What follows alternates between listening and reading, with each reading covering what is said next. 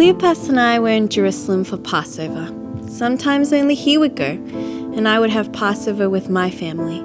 But this year in particular, I made the 7-mile journey to the city with him. There were thousands staying outside the city walls, and even before we reached the gate, there was music and singing. No one really knew where he was staying, Jesus of Nazareth. It was all shrouded in mystery. People were following him everywhere he went, just to hear him speak or to say they had met him. We had not stopped hearing the name Lazarus for days at this point. I'm naturally a little bit cynical about these things, but I did have hope. I hoped he would be the Messiah we all prayed for. We fell in with a group of messianics, believers, as soon as we got to Jerusalem. And then the unthinkable happened. Right as we were beginning our Shabbat preparation, Cleopas says they've taken him and handed him over to the Romans to be executed. I thought, there's no way they can crucify him without a trial. But the crowds turned on him, and then it really happened. They killed him. I wanted to go home, but we still had the final days of the Passover to go. Just days ago we had celebrated, we laughed about not drinking the 3rd cup of wine. The Messiah has already come, and here we were, days later, back to waiting. Then the strangest thing happened, just as we were about to go back home. A few of the women in our group said Jesus' body was missing from the tomb, and angels had appeared and said he was alive. One of his followers, Peter, had run to the tomb to check. Cleopas and the men went with him. Sure enough, his body was gone.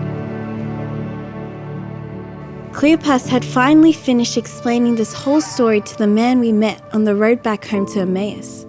The man thought for a second, and then he launched into teaching. You foolish people, you find it so hard to believe all that the prophets wrote in the scriptures. Wasn't it clearly predicted that the Messiah would have to suffer all these things before entering his glory? I was stunned. It was true. I had found it hard to believe. I wanted to stay in Jerusalem with those believers. I wanted it all to be true. But there was this creeping doubt in the back of my mind. Did he really rise again? And yes, I had given up. We had left Jerusalem before the end of the week. I did think it was over. But still, as he spoke, there was a pull. I could have listened for hours. Everything he said made sense. Still, Jesus was dead. As we neared home, the man seemed to indicate that he was going past Emmaus. But we still wanted to hear him, the way he spoke. For the first time in 3 days, my heart had felt light again. The excitement was returning. We sat down to eat.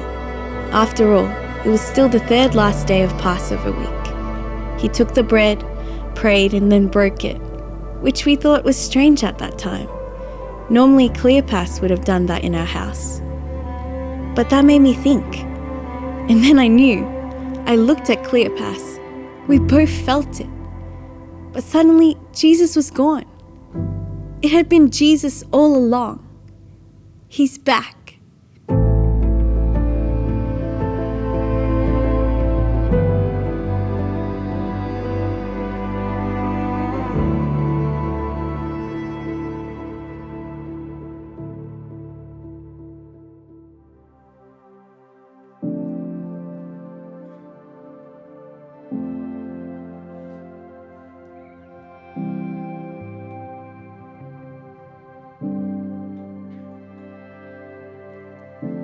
From the cloud you speak,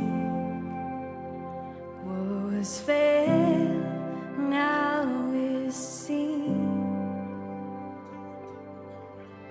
Jesus, the